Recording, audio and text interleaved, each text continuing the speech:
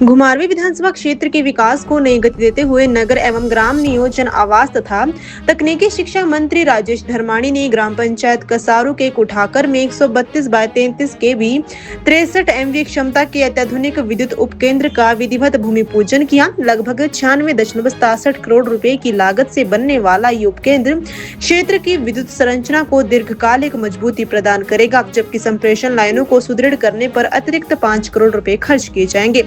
जनसभा को संबोधित करते हुए मंत्री ने कहा कि घुमारवीं क्षेत्र का ये पहला बड़ा 132/33 केवी ग्रिड उपकेंद्र होगा, जो आगामी 20 से 25 वर्षों तक विद्युत आपूर्ति की समस्या का स्थायी समाधान सुनिश्चित करेगा।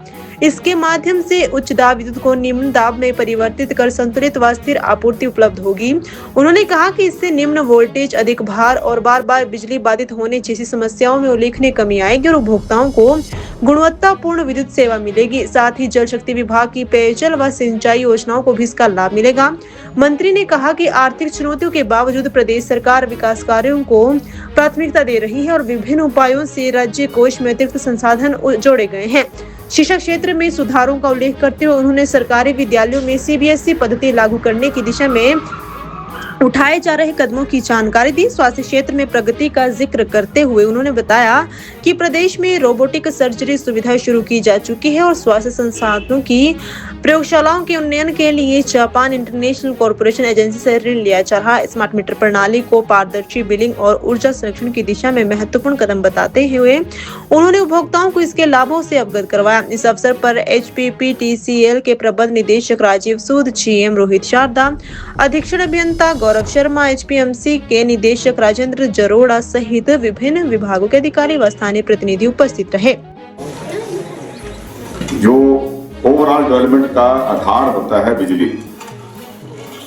क्योंकि कोई भी प्रोजेक्ट चलाना है उसके लिए बिजली के बगैर नहीं चल सकता है। हम पानी की स्कीम बनाते हैं, अगर बिजली जब तक उसमें नहीं पहुंचेगी वहां सप्लाई, तब तक जो है वो स्कीम फंक्शनल नहीं हो सकती है। उसी तरीके से हॉस्पिटल बना रहे हैं, कोई भी प्रोजेक्ट बनता है उसके लिए बिजली चाहिए।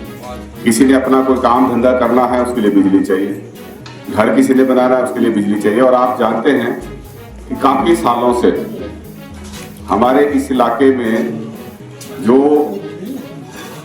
बिजली का सिस्टम था उसको सुधार करने के लिए, उसको अपग्रेड करने के लिए कोई कदम काफी समय से नहीं उठाया गया। और आज उसका नतीजा है कि कई जगह पे जो है वो जब पीक आवर्स होते हैं, जब लोड ज़्यादा बढ़ जाता है तो फिर कट लगाने पड़ते हैं।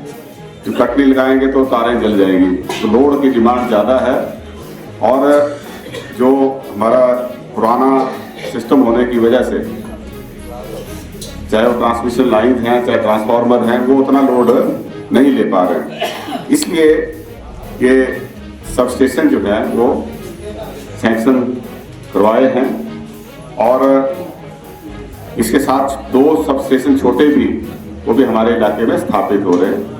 एक हटवाड़ और बम के बीच में है, उसका काम पिछले महीने ही शुरू हुआ है। 33 केवी का सबस्टेशन जैसा हमारा नसवाल में है वैसा ही एक भाड़ी में था और एक तीसरा जो है वो बम में बन रहा है।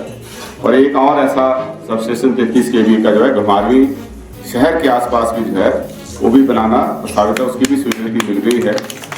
और एक हमारा पिछली बार जो था वो जो हमारी दून एरिया है, दून में स्थापित होना था ये सबस्टेशन, लेकिन जमीन की वजह से जो है जमीन उपलब्ध ने किया है स्थापित, वो भी एनर्जाइज कर दिया। तो सारे चारों तरफ जो ये सबस्टेशन बने या बन रहे हैं, इनकी वजह से इनको मेन एक बड़ा सबस्टेशन चाहिए, वो स्थापित करने के लिए हमने इस कार्यालय की जगह चूज की है, जिसका आज से जो है विधिवत तौर पे काम शुरू हो गया। कुल जो लागत आएगी 96 करोड़ 67 लाख रुपए होगी। बड़ा सबस्टेशन है।